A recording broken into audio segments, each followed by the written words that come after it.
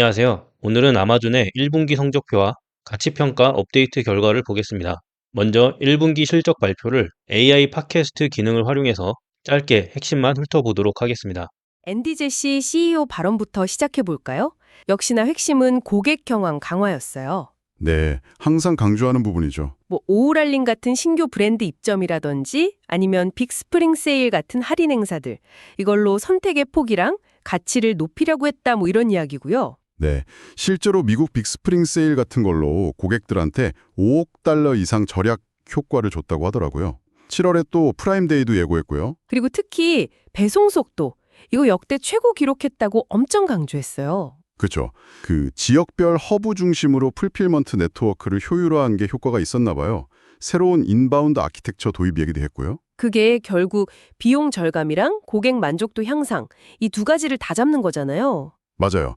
아마존한테는 진짜 핵심적인 경쟁 우위 요소거든요. 단순히 물건 파는 걸 넘어서 더 싸게, 더 빨리 여기에 집중하는 모습이죠. 그리고 AWS와 AI 이야기도 빼놓을 수 없죠. 제시 CEO는 AWS의 잠재력이 기존 예상보다 훨씬 클 거다, 뭐 이런 자신감을 보였고요. 네, 수천억 달러 매출 예상보다 더 클 수 있다, 뭐 이렇게요. AI에 대한 공격적인 투자도 계속 강조했죠. 구체적으로 뭐 자체 개발 칩 트레니엄2 활용이라든지 아니면 베드럭 모델 확장, 뭐 클로드 3.7이나 라마4 같은 거요. 애마존 Q 같은 기업용 AI 비서까지 AI 스택 전반에 걸쳐서 서비스를 강화하고 있다 이렇게 밝혔어요. 네, 그 AI 사업이 이미 연간 수십억 달러 규모고 심지어 세 자릿수 성장 중이라는 점도 밝혔죠. AI 투자가 명백히 미래 성장을 위한 핵심 전략이라는 걸 보여주는 거죠.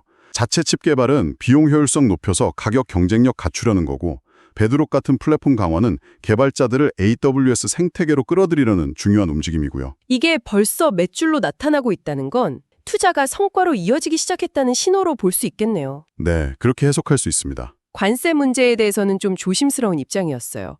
아직 수요 감소는 없는데 뭐 일부 선제적인 재고 확보 움직임은 보인다 이 정도. 그렇죠. 아마존의 그 방대한 상품 구색이랑 다양한 판매자 기반 덕분에 상대적으로 충격 흡수가 가능할 거다. 약간 이런 자신감도 보였고요. 중립적인 스탠스였죠. 네, 아마존 마켓플레이스의 규모와 다양성이 일종의 완충제 역할을 할 수 있다는 거겠죠. 맞습니다. 특정 상품군이나 국가에 대한 의존도를 낮추는 효과가 있으니까요. 리스크 분산인 거죠. 그럼 이제 실제 숫자를 좀 들여다볼까요? 2025년 1분기 실적인데요. 전체 순매출은 1,557억 달러. 환율 영향을 빼면 전년 동기 대비 10% 증가했습니다. 네, 10%면 견조한 성장이죠. 여기서 역시 제일 눈에 띄는 건 AWS예요. 그렇죠. AWS 매출이 얼마였죠? 293억 달러로 17% 성장했고요. 영업이익률은 무려 39.5%에 달했습니다. 연간 반복 매출, ARR이라고 하죠. 그것도 1,170억 달러를 넘어섰고요. 여전히 아마존의 핵심 성장 동력이라는 걸 확실히 보여줍니다. 반면에 북미랑 인터내셔널 소매 부문은 각각 8%, 그리고 환율 영향 빼면 인터내셔널도 8% 성장했어요. 안정적이긴 한데 AWS만큼 폭발적이진 않았네요. 네, 그렇죠.